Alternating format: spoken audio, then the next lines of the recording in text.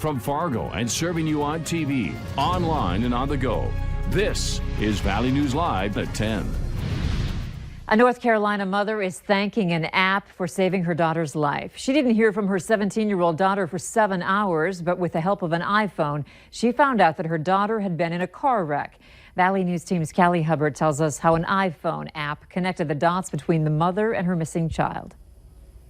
The mother says it's all because of the Find My Friends app on the iPhone, the app that led her to her daughter that had flipped 25 feet off a mountainside. 17-year-old Macy Smith had missed her curfew. She wasn't answering her phone, so her mother logged into the Find My Friends app on her iPhone. She followed the pulsating blue dot to her daughter Macy's location. My daughter is in a ditch, in a ravine. Her daughter Macy had been in a car wreck 25 feet down the side of a tree-covered embankment in North Carolina. She had been there for 7 hours. Macy's mother says the tracking app is what saved her daughter's life, an app that many use in Fargo as well. I share my location with my roommate so that we know where each other are because, we're teenage young girls living downtown, and it's just important to know where each other is. We found it as a good way to stay connected to our kids when they were younger in case something happened to them. But you don't just need to have an iPhone to use a tracking app. Lindsay Lee, the owner and manager of iCare Electronic Repair, says Androids have a similar option. Android, through your Google account, you can actually search for your phone as well. You just have to have the Google account associated with that phone and the password, which you can access through any device. So whether you're a student far away from home, have 5 children, or you've never heard of the app. Oh, I don't use the app. I didn't even hear about the app until you asked me to interview. Lee says it's a good idea to have awareness of the apps, but try not to go overboard in invading your child's privacy. In Fargo, Callie Hubbard, Valley News Live.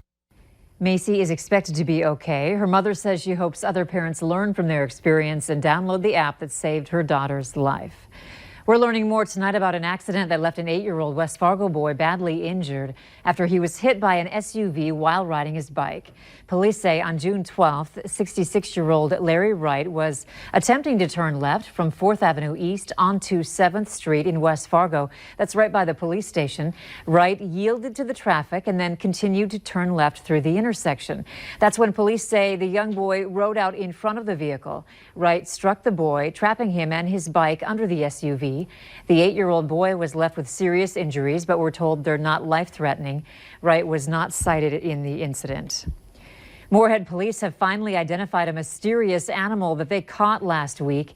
This animal is a domesticated dog-wolf hybrid. The department came to the conclusion after the animal was studied by the DNR. Experts say based on the animal's appearance and its mannerisms, they're confident it's a hybrid. An officer with the department says the animal will not be allowed to stay within city limits. At this time, police are looking for a sanctuary or rescue to take it in. Record numbers of speed-related traffic deaths for 2018 have Minnesota officials stepping up to try to avoid adding to those numbers this year. Valley News Team's Katie Opperly hears from one officer who is stressing the importance of slowing down and being aware. Speed kills. In fact, 113 people were killed in Minnesota due to speed-related crashes in 1 year alone. The faster those vehicles travel, also the more energy that produces during a crash, so that's what causes those deadly crashes. 113 is the highest number of speed-related fatalities in a decade. Their reaction time as they're going faster and maybe something comes in the roadway in front of them, they're not able to come to that stop or even put their foot on the brake in time. Now officers, deputies, and troopers will work overtime shifts June 18th through July 21st in hopes that it will put the brakes on speed-related deaths. This time of year, people are thinking we have dry pavement, they can go faster. They can get to their destination maybe a couple minutes faster. But the biggest piece we want to look for is the fact that as they're, increasing those speeds, they're increasing those dangers also. Officials say shaving a couple minutes off of your commute is not worth the repercussions. It could be serious injury or death. So we want to make sure that we're being cautious for not only ourselves, but for the other people on the roadway. Speeding could cost you your life, but it could also cost you a fair amount of cash. The minimum for a citation is $125 and can go up from there. So officials say it's just best to slow down. In Moorhead, Katie Opperly, Valley News Live. For more tips on how to stay safe on the roadways, head over to our website, valleynewslive.com.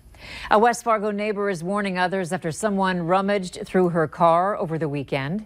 In a next door post, she says nothing valuable was taken, but police are reminding us there's no shortage of car break-ins this year. And with those break-ins come possible garage thefts, especially if you have a garage opener in your unlocked car. Police say apartment complex garages are especially at risk. What happens is one person leaves their garage door open and then the thief is able to get into that one, and they're also able to get into multiple other garages, whether they're going through sheetrock and or over the rafters.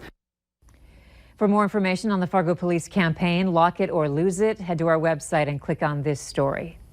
North Dakota doctors will now have online access to patient files. The North Dakota Health Information Network will allow healthcare providers to share critical medical records. They say it could help save lives by providing a patient's medical history if the patient cannot answer questions. We want the information to be as secure as possible, and patient privacy is number one. We don't want anybody getting access to the data that does not need. So even in our own system, we have different levels of access.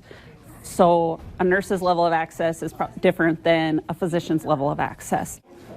Each patient's file will include things such as medical history, prescriptions, and referrals from their hospitals and healthcare providers. The library overflowed with glitter, glue, and construction paper this afternoon for the Full Moon Craft Fest. The event was hosted at the Downtown Public Library. Library staff set up various stations by age with beading, arts, and crafts, everything from making moon bracelets to moon vegetable painting and more. The younger ones are doing the vegetable paintings, and the older ones are going to be working on the t-shirt paintings. I love that they have the different activities for the kids with the different features, and that they're free and open to different age groups. Adults were welcome to get in on the fun, too. The event was free and open to the public. A West Fargo restaurant is working to make everyone's dining experience more enjoyable, but especially those with autism. Tonight, Hooligans closed the family-friendly dining side to the public and welcomed families living with autism. Background music was set low and the TVs were kept off to limit the sensory experience. This was all done to create a less stressful dining experience. So families who aren't able to go out in public or can't enjoy themselves, whether there's other distractions or they get embarrassed if their kids reacting to things. So we just want to make like a public, safe place for those families to come enjoy dinner. This is the first time the restaurant has done this at their new, larger location, and they plan on hosting more family-friendly events in the future. Tributes are pouring in tonight for an American icon, Gloria Vanderbilt, the heiress, artist, author, and fashion designer who, in her 95 years, saw more and did more than most of us could in several lifetimes. Here's Kate Snow.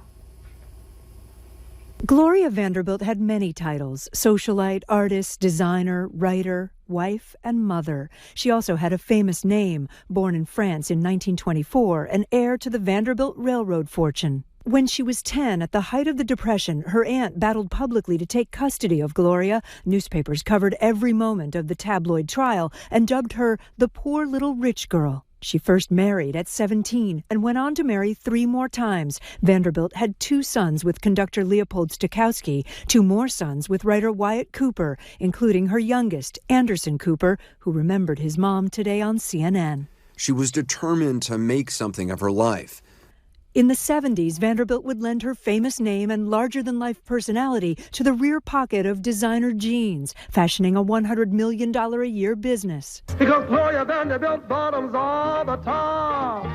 And while her public life was glamorous, gracing the pages of fashion magazines, there was private pain. She witnessed her son Carter, Anderson's brother, take his own life. I often think that I was the first face that he saw, and I was the last. Anderson Cooper said his mother was recently diagnosed with advanced cancer. What an extraordinary life. What an extraordinary mom. And what an incredible woman. She died at home, surrounded by family and friends. Kate Snow, NBC News. Vanderbilt also appeared on the Today Show several times over the years. Valley News Live 10 at 10 continues with no wait weather. While we've managed to remain dry here in Fargo, the Valley Skycam pointed off to the west shows in the distance a few showers making their way down to the ground on this Monday evening. Our temperature really hasn't changed much since the early evening or afternoon hours. Peaking in the mid-60s today, we're down to 60 degrees. Our wind direction still with the northerly component. It's about 10 miles per hour.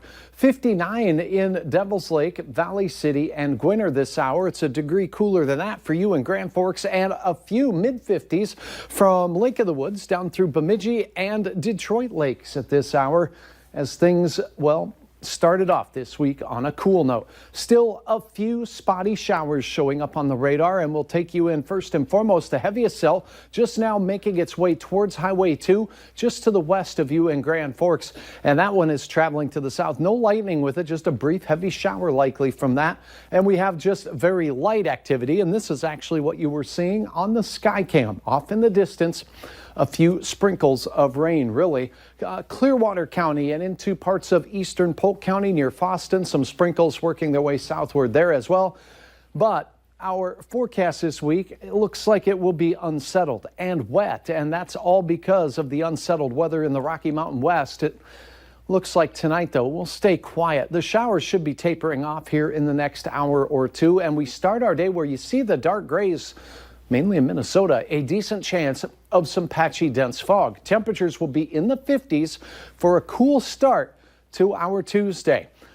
Almost a carbon copy performance. We'll see more clouds than sunshine. Where we do see sunshine, there'll be a chance at some near 70-degree readings. And once again in the afternoon, pop-up brief showers, mainly this time on the Minnesota side of the river as we go through our Tuesday. Most of us will stay dry. Again, our wind from the north, not too strong, 5 to 15 miles per hour. Temperatures climb from the mid-50s in Fargo, and we'll spend most of our afternoon and much of our evening at a temperature very close to 70 degrees, still well below average for this time of the year.